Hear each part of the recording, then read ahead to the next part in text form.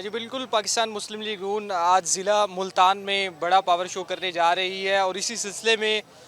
Youth की engagement को यकीनी बनाने के लिए मुल्तान की तहसील शुजाबाद में यूथ कन्वेंशन का इनेकाद किया गया है और यूथ कन्वेंशन का जो पंडाल है वो सज चुका है और इसके साथ ही जो कारकुनान है उनकी आमद का सिलसिला भी शुरू हो चुका है और कारकुनान की आमद के हवाले से 3 गेट जो है वो बनाए गए हैं, जहां से कारकुनान होकर जो है वो यूथ कन्वेंशन का जो मकाम है वहां पर दाखिल हो रहे हैं। इस यूथ कन्वेंशन की ख़ास बात यह है कि इस यूथ कन्वेंशन में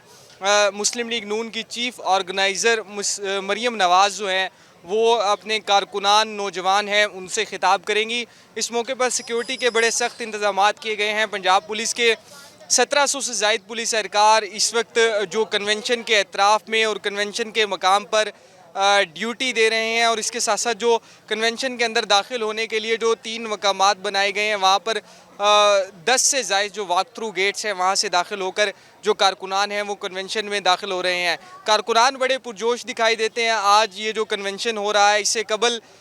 इस मकाम के हवाले से बात की जाए जो गवर्नमेंट हाई स्कूल है शुजाबाद का, जहाँ पर ये जो आज जो कन्वेंशन मुनक्किद हो रहा है इससे कबल भी मुस्लिम लीग नून 3 दफ़ा यहाँ पर अपना पावर शो कर चुकी है और बड़ा कामयाब पावर शो कर चुकी है और आज इसी सिलसिले में कन्वेंशन के हवाले से इस मकाम को ही सेलेक्ट किया गया है क्योंकि ये शुजाबाद जो तहसील है उसके बिल्कुल वस्त में वाक़ है और बड़ी तादाद में जो अतराफ़ के लोग हैं वो बड़ी आसानी से इस मकाम पर आ सकते हैं। तो कारकुनान बड़े पुरजोश दिखाई देते हैं